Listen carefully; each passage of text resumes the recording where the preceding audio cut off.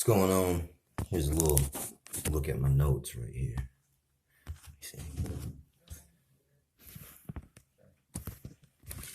Anyway, I've been trying to figure out a way where you could have the giganticism without any extraterrestrial sexual relations. And basically, I kind of realized this. It's like there's something, this deficiency where someone's pituitary gland goes bad, and it releases too much kind of like growth hormone chemicals. I'm in here. I need a towel. Get it. Go. It's all good. Anyway, and I seen a episode of this show before where this dude was shooting up wolf steroids, like wolf testosterone for steroids. So it's kind of like way a long time ago, Nimrod, aka Gilgamesh, was known as a mighty hunter. And there's these things in the Bible where you're not supposed to eat animals' blood inside the animal because it says the spirit is in there. In a way, that's kind of like a generic ancient way to get some growth hormone. And the Nazis researched this growth hormone in twin research. And this is kind of ancient chemicals, a chemistry kind of way. And you look at some men on roids even these days, dude, and they're like, they do kind of look almost like a giant or a Gaborium, a mighty man, like Hercules, you know what I mean? Anyway, and there was these loincloth Vietnam tribe that would eat the liver, this practice of eating a piece of the animal, raw, liver, heart, etc. There's also this stuff I heard of adrenochrome, which is only extracted from human beings out of the brain. And the blood bathing queens in Europe who would kill virgins and bathe in their blood, and they would get like youth.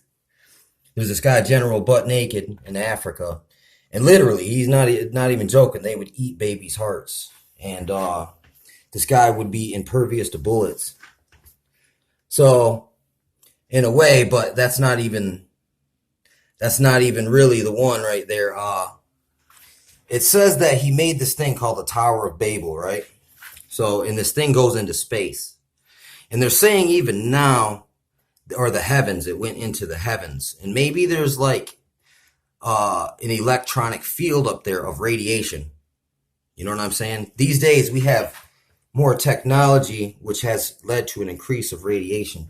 And maybe perhaps this guy actually, because of his tower he built, he got up into the sky, into the heavens where there's radiation.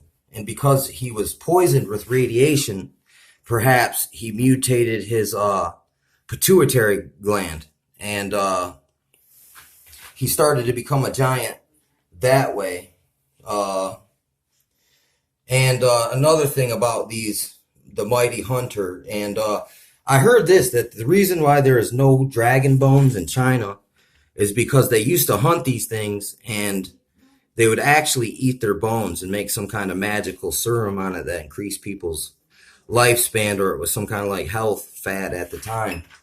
And this Nimrod guy was known as a mighty hunter, so he had all the components for this kind of